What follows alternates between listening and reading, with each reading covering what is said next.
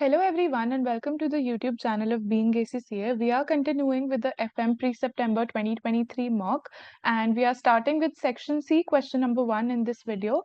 This is Lottrechio Company and let's get started. So I can see that the requirement wants me to prepare cash flow forecasts for 3 months, September, October and November, and then they want me to forecast the quick ratio at the end of the 3-month period.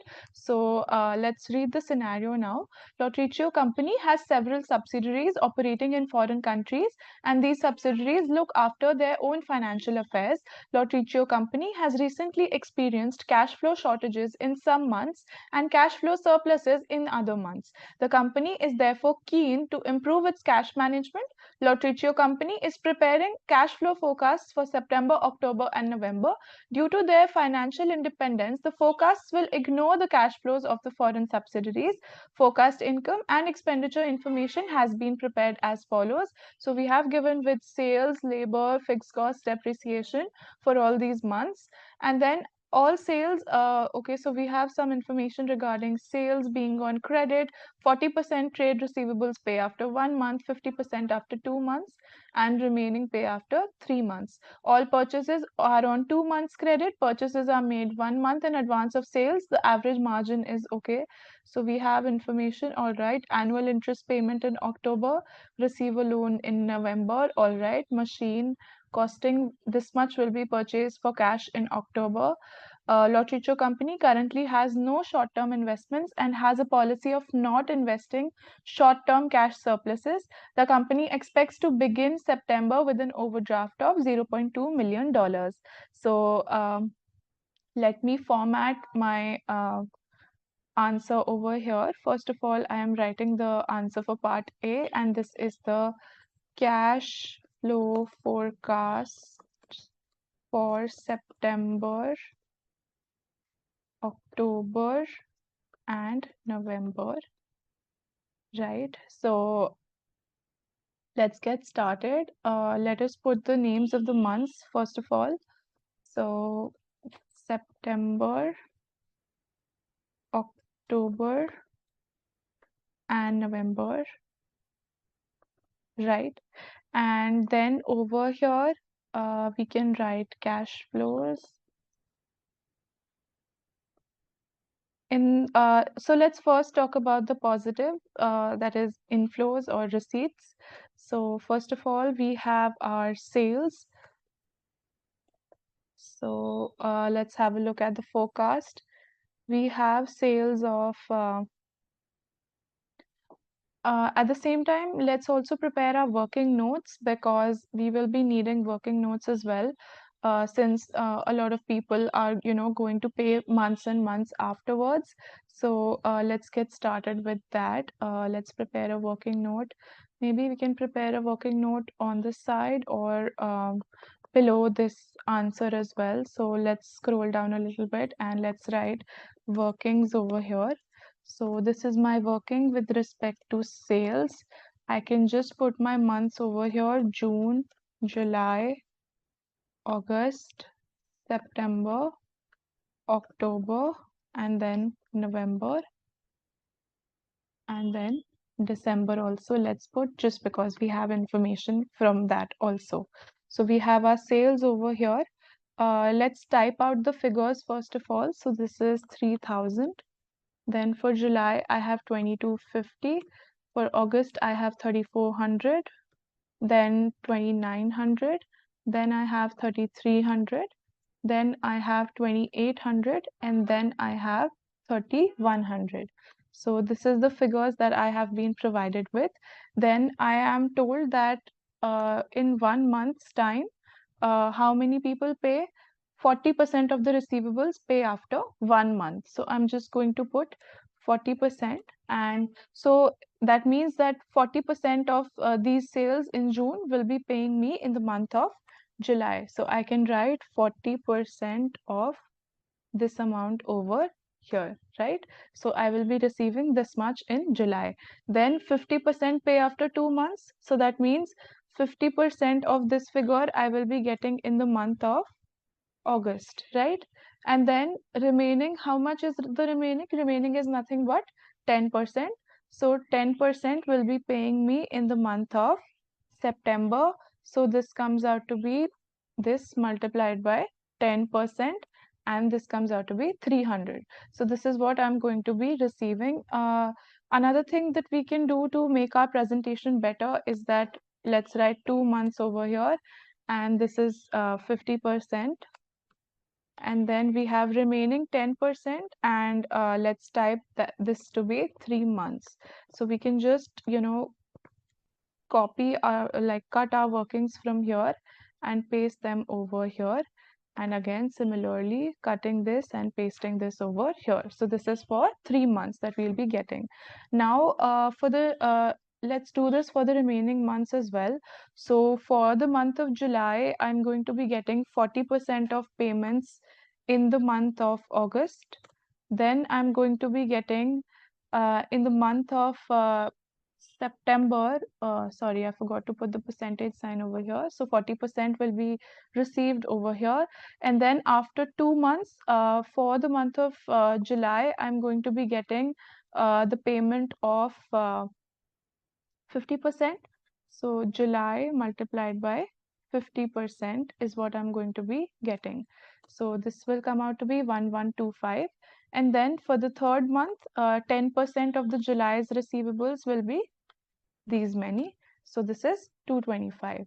Now let's go for the month of August. So for the month of August, after 1 month, I will be getting 40%, right?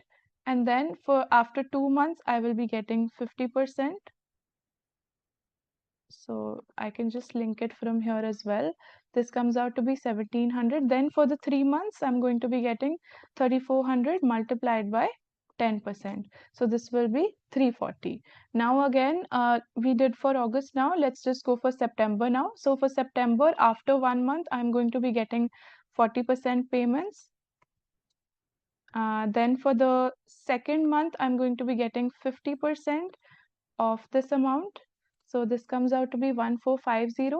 And then for the 3 months amount, I'm going to, we don't really need the forecast for December, so just let it be. Moving on, now we have done it for September. Now let's go for October. So for October, again, the 1 month payment will be 40%. After 2 months, we'll be getting in the month of December, so we don't really need to find that out. So we can total the receipts for the specific months that we need the figures for. So it will be nothing but the sum of these three figures. So this will be 2785, and I can just copy paste the formula over here as well. And this will be 3085 and 3110. Now I can just link these cells over here where I have made my calculations. So this will be this. And then again, similarly, I can link so that my examiner also knows that, okay, I have gotten these figures from here, and it will be easier for him or her to check my answer. So I will just link it to the last cell, right? Now we have our cash sales. Now let's look at the payment side of our cash flow forecast. So we can also bold these to highlight that these are the receipts and these are the payments. Then for payments, first of all, let's talk about purchases. Purchases. All purchases are on 2 months credit. Purchases are made 1 month in advance of sales. Average margin achieved is 60%. So let's find out the working for sales as well. Sorry, purchases as well. So I can write that this pertains to my purchases. So it is mentioned that we are buying 40% of sales. The average margin is 60%. That means 40% is our cost, 40% of our sales value, right? So we are ordering a month in advance. So 1 month in advance, and then we are also getting 2 months of credit on them, right? So first of all, I'm going to be taking 40% of the sales. First of all, we'll buy for the month of, we are buying 1 month in advance. So for the month of July, I'm going to be buying in the month of June. So this will be the 40% of this, and we are getting a credit of 2 months, right? So again, similarly, I can work this out for all of these months. Let me see if I get the correct values over here. Yes, so I can just drag this till November also. Right. So with this, I have my purchases. Now I am getting 2 months time period to make my payments. Now the 900 that I have purchased in June, I will be going, I will, pay this amount of money in the month of August, which is 2 months later. June and July, 2 months, I'm going to be paying this in the month of August. I can also link this cell over here. So again, in the month of September, I'm going to be paying 1360. And then again, in the month of October, I'm going to be paying 1320. Right. So these are my outflows. 1360. I forgot 1160 over here. And then I will pay in the month of November 1320. So these are my outflows with respect to my purchases. So I can just link these cells above. I have found I can also put a minus sign over here so that I can simply use the sum function later on. First of all, I'm putting it for the month of September. Then I can, this is cell F36, so that must be, okay, minus for the month of October, and then for the month of November, I can put a minus sign, and this was this amount over here. So now I have my outflows with respect to my purchases as well. Now let's look at wages, right? So fixed costs are paid in the month in which they are incurred. 80% of labor costs are paid in the month, while 20% are paid after 1 month. So we have to, probably create a working for labor as well. So for wages, let's go down below. Let's go to another working note, and this can be about wages, or you can also say labor, right? Both will be correct. So first of all, we are paying in the month 80%. In the month, we are paying 80%, and then 20% are paid 1 month afterwards. So 1 month later, right? So we can just put our values over here. For labor, for the month of June, my wages are supposed to be 680. Yes, this is the column for June. So 680. I'm just copying the figures from over here. 500, then I have 705, then I have 690, then I have 735, 305, and 600. So these are the values that are given to me for all of these months, and it is mentioned that 80% we are paying in the same month. So the same month payments will be nothing but 80% of this value. So this comes out to be 544, and then in the next month we are going to be paying 680 into 20%. So this is the payment that we are going to be making 1 month later.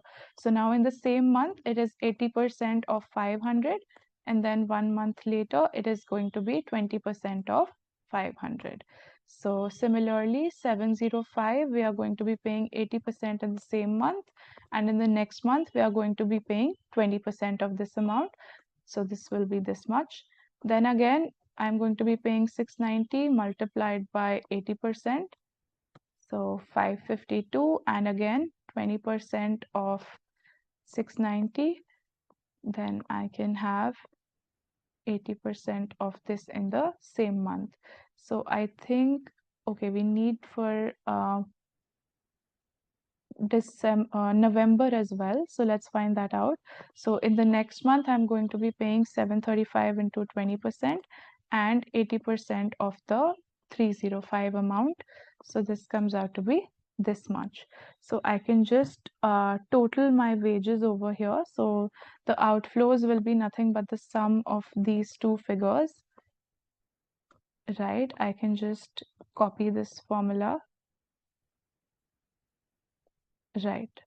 So For the months, I have 693, 726, and 391.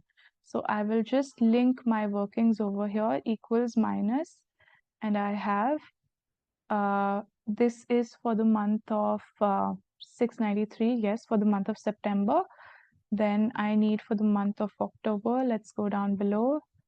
This is for the month of October, 726, and then I need it for the month of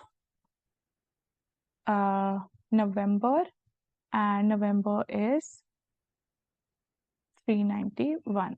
So now I have my workings for my wages as well. Now let's come to fixed costs. So with regards to fixed costs, what is written? Fixed costs are paid in the month in which they are incurred. So I'm just going to take the exact values which are given for the months of September, October, and November. So it is minus 480, then I have minus 595, and then I have minus 476. So yes, these are the figures that are given for these months respectively. Then something was we have covered the question till here.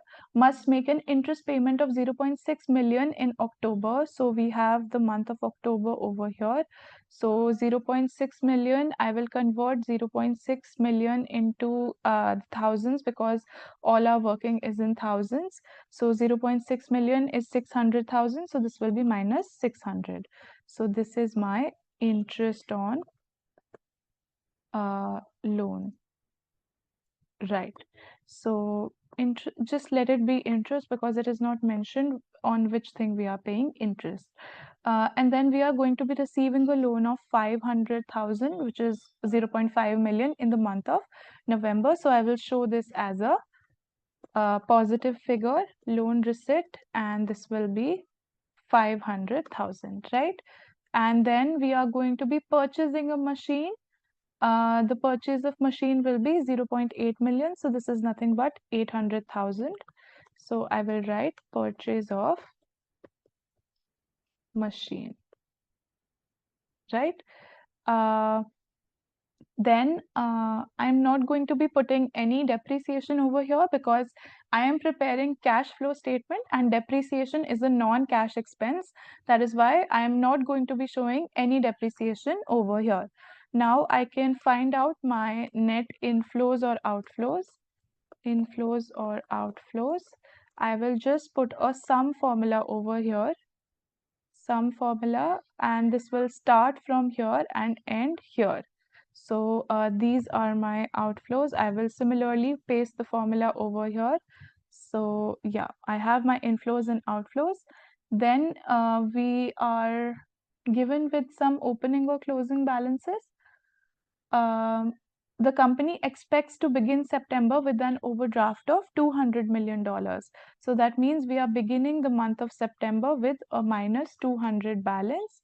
So what will be the balance that we will have at the beginning of October? This will be this plus this plus this. My apologies. This will be the brought forward balance. And these will come out as balancing figures. I can just put a sum over here, and this will be 52. This will be something that will be carried forward. So this will be carried forward. I have a balance of 52, and in the month I will be having minus. So this 52 that I have carried forward, this will be brought forward to this month. So this will be the sum of these two figures. So this will be my carried forward balance. Now again, I will link this cell over here. This will be my carry forward. And at the end of the month, I will have these the sum of these two figures. And this means my closing balance at the end of November would be 679. So with this, I have come to an end to my part A. I can just, put this in a table so that it looks neater. Yeah, so format, cells, border. I can choose any border style. select all these boxes, click on OK, and you see your table has been inserted over here. Now these are the workings again, can be left this way as well. Now let's go to part B. Part B wants us to find out the forecast quick ratio. We can copy this from the statement as well. So I will just paste this over here. No, this will not let me paste. In the exam, however, you can. The forecast quick ratio at the end of the 3-month period. So let's perform this calculation. So what all do we need for quick ratio? We need my quick assets, which is all current assets minus inventory and prepaid expenses, and my current liabilities.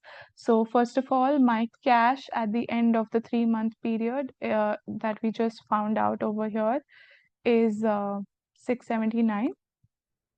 Then I have, as a part of my current assets, I have my trade receivables.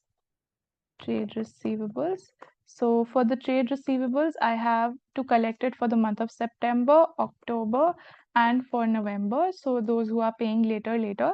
So that is what I will take over here. The September people will be paying at the end of the 3-month period 10%, which we had just found out. So September people 10% would be 2900 multiplied by 10%, right? So September people will be paying 10% are paying at the end of the 3 months. So this will be 2900 multiplied by 10%. This is what I'm going to be receiving in the month of November. Then again for October, how much were my sales? My sales for October were this much, and those who are paying after 2 months will be paying me at the end of November. So this will be for October, I'm going to be getting 60%. So 60% I will be taking over here. And then for November sales, 100% are going to be my receivables, because for the month of November, I have not received anything yet. Because all of them start to pay either 1 month later. So for November, I will have my entire 2800 as receivables. So this is my total. Now I can sum this up to find out my total, quick assets. So this comes out to be this much. And then I have my current liabilities. So for current liabilities, I see an overdraft, which we had just, take in our calculations. Overdraft was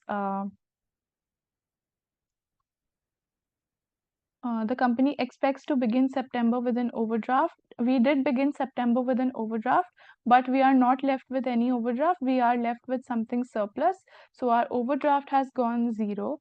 And then we have our payables. With regards to our payables are something that we have to pay for our materials and wages. So wages and purchases. So with respect to our wages, we are going to have to paying 20% of our November wages.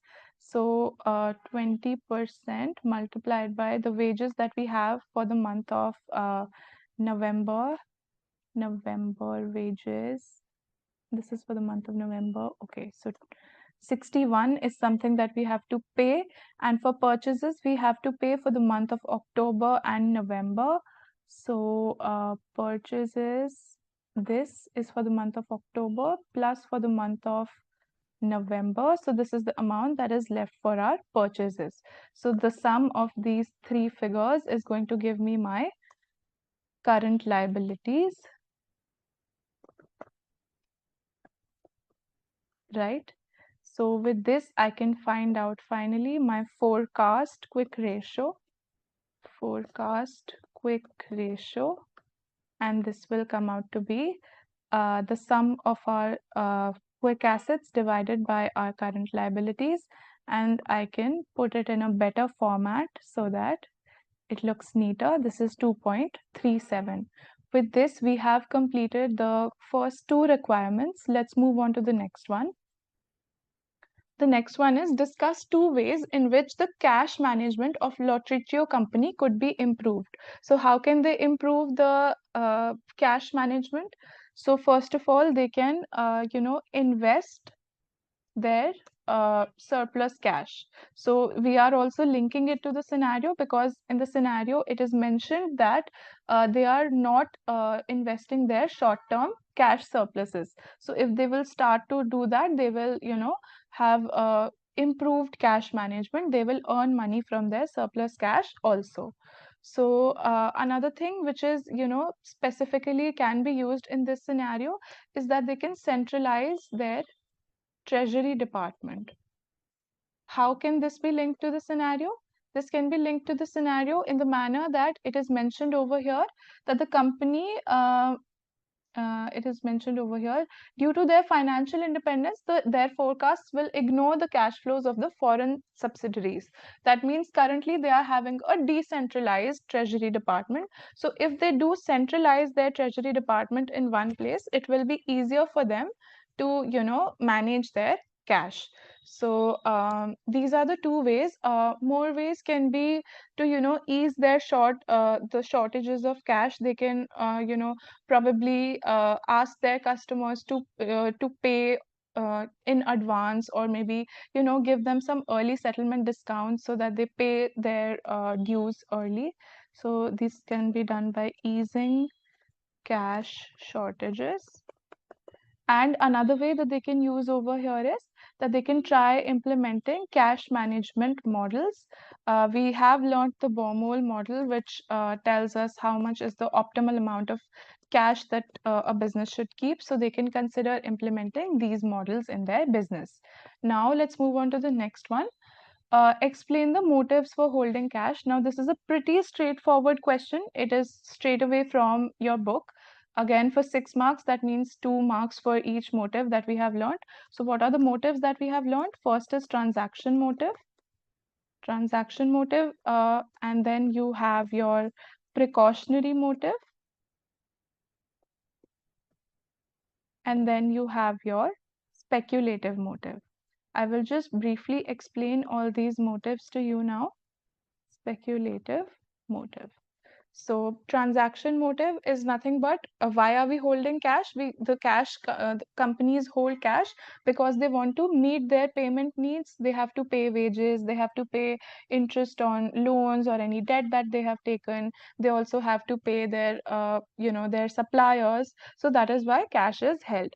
Another motive why cash is held is the precautionary motive. So precautionary motive means that sometimes there can be some unexpected expenses. You do not always know that this will arise. Maybe some emergency arises and you need cash for that. So precautionary motive is also a motive for holding cash. Then the last is speculative motive. Speculative motive means companies also try to keep cash available with them so that whenever they have an any investment opportunity, they can put their money in that opportunity. So these opportunities cannot be anticipated always, they may or may not be coming, these opportunities, but uh, companies do prefer holding some amounts of money so that if any opportunity arises, they can use cash for such motives as well. So with this, we have come to an end to Lottrechio company. Stay tuned for the next video. We'll be solving Telford company in the next video. Thank you so much for watching.